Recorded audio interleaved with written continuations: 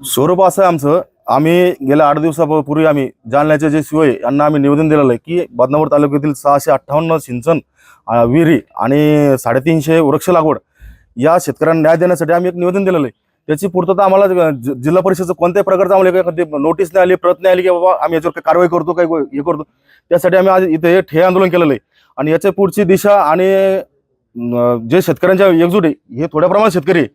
इथून पुढे 15 दिवसानंतर जेवढे शेतकरी 1000-1200 शेतकरी हे शेतकरी घेऊन सर आम्ही या राज्याचे मंत्री रोजगार हमी जे आहे ते भरत शेठ गोगावले त्यांच्या निवासस्थानासमोर आम्ही आत्मदहन आंदोलन करणार आहोत येत्या 15 दिवसानंतर।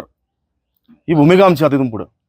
तुम्ही आज पैशांचं तोरण आणलेलं आहे, कशासाठी? यस, पैशाचं तोरण आम्ही यासाठी लावलेलं आहे की काही शेतकऱ्यांना आम्हाला सांगितलं आहे की आमच्याकडून पैसा घेतलेला आहे विहिरी मंजूर करण्यासाठी आणि पैसा घेतल्यानंतरही जर आमच्या विहिरी डिलीट होत्या, आमच्या फाईल डिलीट होत्या आणि जिल्ह्यामध्ये प्रत्येक तालुक्याच्या जेवढे पंचायत समिती असेल ते एमआरसीचे कामं पूर्ण झालेले 2023-24 बदनापूरचं का नाही आलं याचं कारण अद्यापही आम्हाला सांगितलं गेलेलं नाही। यासाठी आम्ही पैसे तोरण लावलेले आहे किंवा शेतकरी म्हणले की पैसे दिलेले आहे, मला आणखी पैसे देऊ आपण संघटनेच्या वतीने, कृती समितीच्या वतीने। आम्ही प्रशासनाला तुम्ही काही जाब विचारला का या संदर्भात? जाब विचारला म्हणजे आम्ही निवेदन दिलेलं आहे झेडपीला, त्याचं आम्हाला कोणत्याच प्रकारचं उत्तर नाही आलंय आणि आमचा इशारा असा राहील की येत्या 15 दिवसानंतर आम्ही शेतकऱ्याला घेऊन आम्ही रोजगार हमीचे जे मंत्री भरत शेठ गोगावले यांच्या निवासस्थानासमोर आम्ही आत्मदहन आंदोलन करणार आहोत।